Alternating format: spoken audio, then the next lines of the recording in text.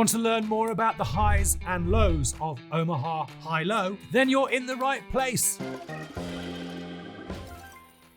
Hey Internet, it's Ed here with CasinoHawks.com. Omaha Hi-Lo is, in my opinion, perfect for players who are just starting out or for anyone who would like to spice up their usual Hold'em gameplay. I really love how familiar Omaha feels, but how divergent your betting strategies become at the same time. Now, if you watched our previous episode on Omaha, you're pretty much halfway towards understanding Omaha Hi-Lo. If you haven't, what are you doing here? Go and watch it now! Just go.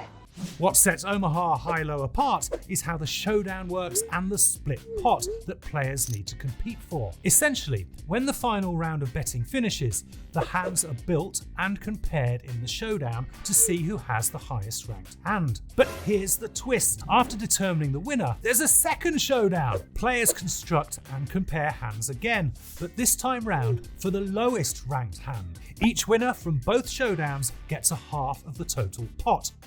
Split pot, gentlemen.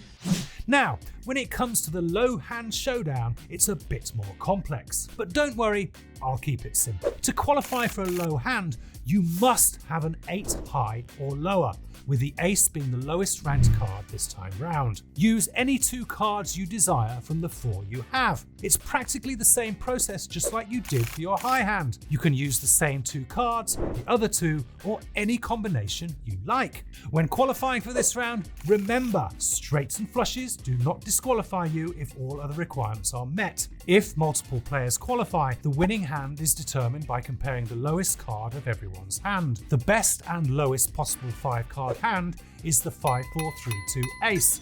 We call this the wheel. And if there's no qualifying low hand, the high hand wins the pot. If you manage to win both halves of the pot, that's referred to as scoop or scooping, and that is your goal. You gotta tell me what your goal is. What do you want?